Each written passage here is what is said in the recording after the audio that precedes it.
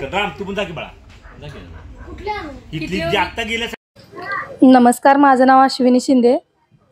मी कसबा बावडा येथे साखर शाळेत शिक्षिका म्हणून काम पाहते आणि मुलांना शिक्षणाची ओढ लागावी शाळेत येण्यासाठी त्यांना प्रवृत्त करतो. बालकामगार म्हणून किंवा आईवडिलांच्या सोबत जाऊन ऊस तोड करू नका आणि बालकामगार रोखण्यासाठी शाळेत आम्ही मुलांना येण्यासाठी प्रोत्साहित करतो आणि शिक्षणाच्या प्रवाहात मुलं यावीत, पुढं यावीत, त्यांचं शिक्षणाच्या दृष्टीने उज्ज्वल व्हावं या दृष्टीने आम्ही प्रयत्न करतो आणि मुलांना शिकवून एक काम करण्यात आम्हाला आनंद मिळतो. मुलंही येतात शिक्षणासाठी इथे. करा चालू शालन इकरा मुंडे. आम्ही बिडून आलात ऊस तोडायला.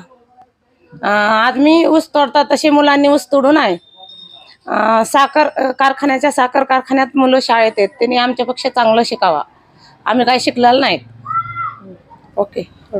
नमस्कार, माझे नाव अमर कांबळे आहे.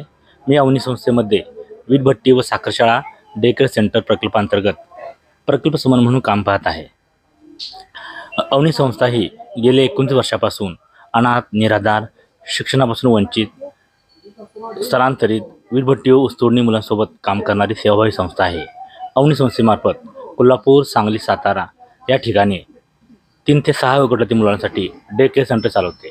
या डे केअर सेंटरमध्ये प्री प्रायमरी प्रकारचे शिक्षण दिले जाते, तसेच 7 ते 14 वयोगटातील मुलांना जवळच्या शाळेत दाखल करते. अवनी संस्थेच्या सर्वेनुसार बरीच मुले अजून शाळेत न जाता ऊसतोड फडातच काम करतात किंवा वीटभट्टीवरच काम करतात. तरी याबाबत शासनाने योग्य ती भूमिका घेऊन या मुलांना लवकर शाळेच्या प्रक्रियेत आणावे ही विनंती. ओके.